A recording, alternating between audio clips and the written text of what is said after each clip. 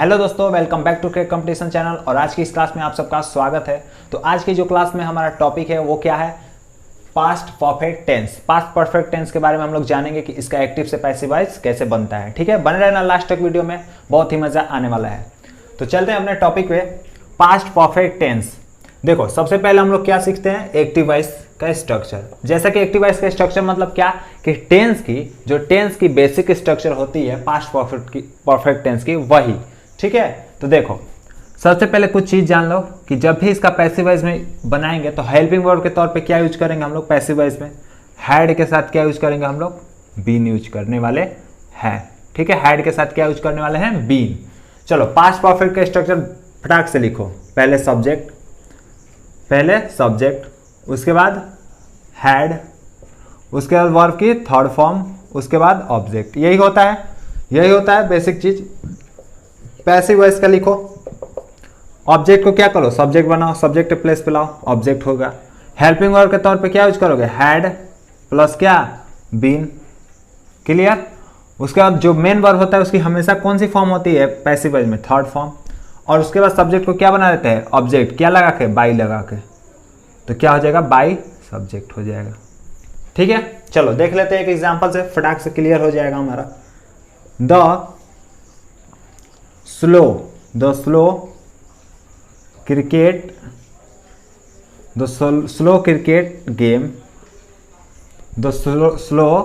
Game, ठीक है, had board the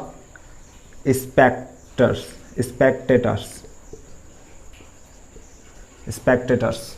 क्या हो जाएगा? The slow cricket game had board the spectators. अब देखो इसका कैसे बनाएंगे। सबसे पहले ऑब्जेक्ट फाइंड आउट करो। क्या फाइंड आउट करो? ऑब्जेक्ट। तो देखो यहाँ पे क्या है? The spectators. क्या है? The spectators. तो एग्जांपल्स, ऑब्जेक्ट को क्या करो? सब्जेक्ट बनाओ। क्या हो जाएगा? The spectators. उसके बाद हैड बीन लगा दोगे। ठीक है, देन फिर क्या हो जाएगा? वर्ब की कौन सी फॉर्म? Third form. और वर्ब कहाँ है? देखो मेन वर्ब कहाँ है? ये है बोर्ड। तो वर्ब की थर्ड फॉर्म वर्ड ही हो जाती है, बोर्ड। क्या हो जाएगा? बोर्ड। ओके, और उसके बाद क्या लगा दोगे? बाई लगा के सब्जेक्ट लिख दोगे। तो इसका ऑब्जेक्टिव केस क्या होगा? The slow cricket game. इसका ऑब्जेक्टिव केस यही हो जाएगा, by the slow cricket game. तो इस तरह से हमारा ये बन जाएगा नॉर्मली। ठीक है, पास्ट परफेक्ट टेंस पूरा क्लियर हो जाएगा। एक चीज आपके मन में डाउट आ रहा होगा कि प्रेजेंट परफेक्ट कंटिन्यूअस कहाँ गया, प्रेजेंट परफेक्ट कंटिन्यूअस टेंस कहाँ गया और पास्ट परफेक्ट कंटिन्यूअस टेंस कहाँ गया। तो उसका पैसिव वॉइस में बनता ही नहीं है, उसका स्ट्रक्चर ही नहीं बनता है। ठीक है, तो उस पर आपको कोई दिक्कत होने वाली नहीं है। क्लियर? बस यही तीन टेंसेस का बनता है। ओके, किसी भी परफेक्ट कंटिन्यूअस का पैसिव वॉइस नहीं बनता है। चलो बढ़ते हैं अपने अगले पॉइंट पे। आओ, जो अगला पॉइंट है ये पास्ट का टेंस का पूरा क्लियर हो गया हमारा। ठीक है, जो अगला पॉइंट है वो क्या है? अगला पॉइंट क्या है हमारा? उसमें फ्यूचर इंडिफिनिट टेंस। क्या है? Future indefinite tense. ठीक है, चलो एक चार्ट से भी मैं आप सबको एक चार्ट प्रोवाइड कर दूंगा जिसमें आपको पूरा मिल जाएगा स्ट्रक्चर, और पूरा स्ट्रक्चर के साथ आपको मिल जाएगा एक्टिव से पैसिव। चलो इसका एक्टिव वॉइस पहले लिखो। एक्टिव वॉइस का स्ट्रक्चर क्या होगा? सिंपल है, सबको पता है। सब्जेक्ट प्लस क्या होता है? विल या सेल। क्या हो जाएगा? विल या सेल। उसके बाद वर्ब की फर्स्ट फॉर्म, देन ऑब्जेक्ट। कोई दिक्कत नहीं। अब देखो, जब भी इसका पैसिव वॉइस हम लोग बनाएंगे पैसिव वॉइस में तो क्या हो जाएगा? पैसिव वॉइस में जब भी बनाएंगे तो क्या हो जाएगा? ध्यान देना, विल सेल तो रहेगा, विल सेल तो आ रहा है तो रहेगा हेल्पिंग वर्ब। बस क्या जुड़ जाएगा? बी जुड़ जाएगा। क्या जुड़ जाएगा? बी। तो देखो पैसिव वॉइस में हम लोग बनाते हैं इसका स्ट्रक्चर। पहले स्ट्रक्चर बनाना सीखो। ऑब्जेक्ट को शुरू में ला दो, प्लस विल सेल को वैसे ही लिख दो। क्या लिख दो? विल सेल को वैसे ही लिख दो। उसके बाद क्या जोड़ दो? बी जोड़ दो, क्योंकि पैसिव वॉइस में क्या हो जाता है? बी हो जाता है। उसके बाद वर्ब की थर्ड फॉर्म, उसके बाद क्या हो जाएगा? सब्जेक्ट हो जाएगा। क्लियर। चलो इसका एग्जांपल हम लोग आगे देखेंगे, तब तक हम लोग इसका सेकंड वाला देख लेते हैं। क्या हो जाएगा? Future perfect. क्या हो जाएगा? फ्यूचर परफेक्ट टेंस का देख लेते हैं। इस दोनों को क्लियर हम लोग करते हैं इसीलिए क्योंकि दोनों का एग्जांपल एक ही बार हम लोग देख लेंगे, ठीक है। अब ध्यान दो, फ्यूचर इंडेफिनिट और फ्यूचर परफेक्ट का ही केवल बनता है, फ्यूचर कंटिन्यूअस का नहीं बनता है, कंटिन्यूअस टेंस का, और फ्यूचर परफेक्ट कंटिन्यूअस टेंस का नहीं बनता है। मतलब टोटली बोले तो 12 टेंसेज होते हैं और 12 में से चार टेंसेज का हम लोग पैसिव वॉइस नहीं पढ़ते हैं, पैसिव वॉइस बनता नहीं है, ठीक है। चलो बढ़ते हैं आगे। तो इसका एक्टिव वॉइस में लिखो स्ट्रक्चर क्या होगा, लिखो जल्दी से। सब्जेक्ट प्लस क्या आ जाता है? हैव आ जाता है। नहीं, विल के साथ क्या आ जाता है? विल या शैल के साथ क्या आ जाता है? हैव आ जाता है। उसके बाद वर्ब की थर्ड फॉर्म, देन उसके बाद ऑब्जेक्ट आ जाता है। यही होता है बेसिक स्ट्रक्चर, तो यही होता है। अब हम लोग पैसिव वॉइस में स्ट्रक्चर इसका लिखते हैं। ऑब्जेक्ट क्या हो जाएगा? शुरू में आ जाएगा, उसके बाद विल और उसके बाद शैल, वैसे के वैसे उतर जाएगा हैव, ठीक है। अब बस क्या हो जाएगा? फ्यूचर परफेक्ट में जो हेल्पिंग वर्ब में क्या बढ़ जाएगा? बीन बढ़ जाएगा, बीन को हम लोग ऐड कर देंगे बस। तो क्या हो जाएगा? बीन। उसके बाद वर्ब की कौन सी फॉर्म रहेगी? थर्ड ही फॉर्म रहेगी। देन उसके बाद क्या हो जाएगा? बाई लगा के यहाँ पे भी बाई लगा दो। बाई लगा के क्या हो जाएगा? बाई छूट जा रहा है मुझसे, बाई लगा के क्या हो जाएगा? सब्जेक्ट हो जाएगा, ठीक है। तो इस तरह से हमारा पूरा एक्टिव से पैसिव जितना स्ट्रक्चर है पूरा क्लियर हो गया। 8 बस 8 स्ट्रक्चर ऐसे हैं जो हम लोग एक्टिव वॉइस में मतलब वॉइस में हम लोग पढ़ते हैं, ठीक है। तो इसका एग्जांपल हम लोग आगे देखते हैं, ठीक है, पॉइंट से। इसको स्क्रीनशॉट मारना होगा, स्क्रीनशॉट ले लेना, कोई दिक्कत नहीं, मिल जाएगा आपको पीडीएफ में भी वैसे तो। चलो बढ़ते हैं अब अगले पॉइंट पे। तो जैसा कि मैंने दोनों टेंसेस का मतलब फ्यूचर परफेक्ट और फ्यूचर इंडेफिनिट टेंस का मैंने दोनों का एग्जाम्पल यहाँ पे लिख दिया है। ये है हमारा कौन सा? फ्यूचर इंडेफिनिट, और ये कौन सा है? फ्यूचर परफेक्ट का है।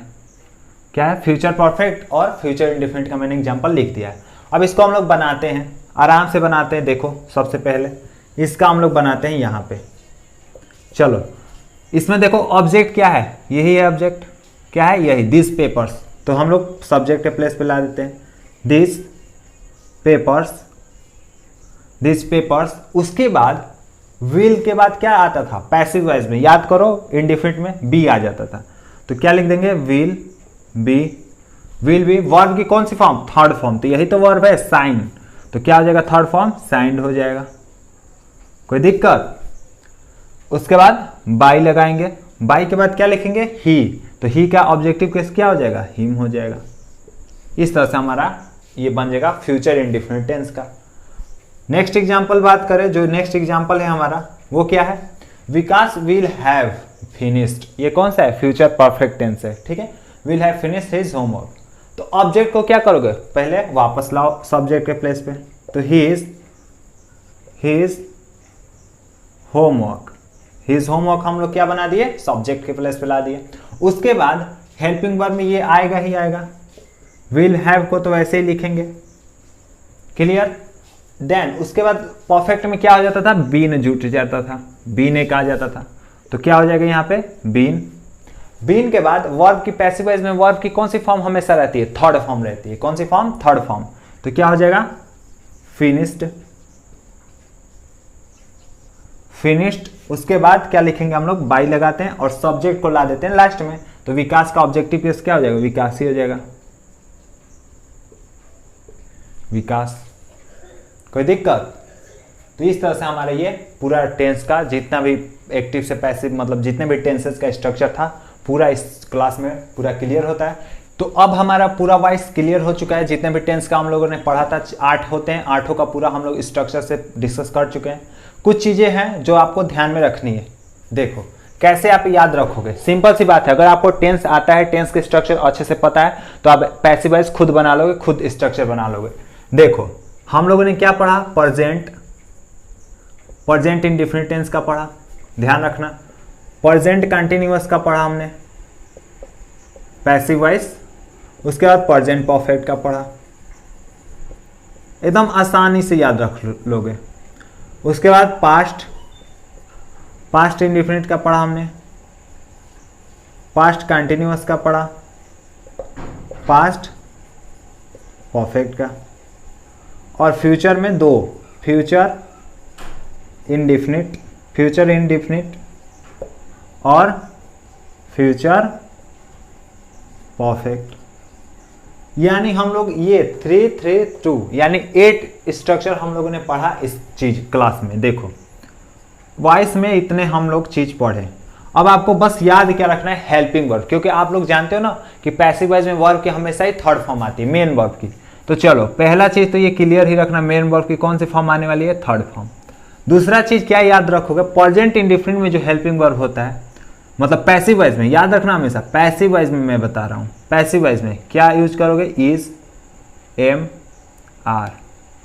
क्लियर, बस ये याद रखना है। प्रेजेंट कंटिन्यूअस में इज, एम, आर के साथ क्या आ जाता है, बीइंग। ओके। प्रेजेंट परफेक्ट में हैज, हैव के बाद क्या आ जाता है, बीन, मतलब एक बीन याद रखोगे, ठीक है। पास्ट इंडिफिनिट में वाज, वर। उसके बाद पास्ट कंटिन्यूअस में वाज, वर के साथ बीइंग। देखो रिलेट करते जाओ same to same. Past perfect में हैड तो आता है, बस पैसिव में क्या जुड़ जाता है, बीन जुड़ जाता है। फ्यूचर इंडिफिनिट में विल के साथ क्या आ जाता है, विल या शैल के साथ क्या आ जाता है, बी आ जाता है। और विल, शैल प्लस हैव ये तो आता है स्ट्रक्चर में ही, फ्यूचर परफेक्ट में स्ट्रक्चर में ही जोड़ क्या दोगे, अपने तरफ से पैसिव वॉइस में बीन जोड़ दोगे, और मेन वर्ब के हमेशा ही थर्ड फॉर्म आएगी। बस इतना आपको क्लियर रखना है। अगर टेंस आपका क्लियर है तो इतना बस क्लियर रखो, आपका वॉइस पूरा आपके मुट्ठी में, ठीक है। तो आई होप पूरा वॉइस आपको क्लियर समझ में आया होगा, जितने भी क्लासेस हुई हैं। कोई भी डाउट हो, कोई भी छोटी से छोटी डाउट हो, आप कमेंट में जरूर बताना।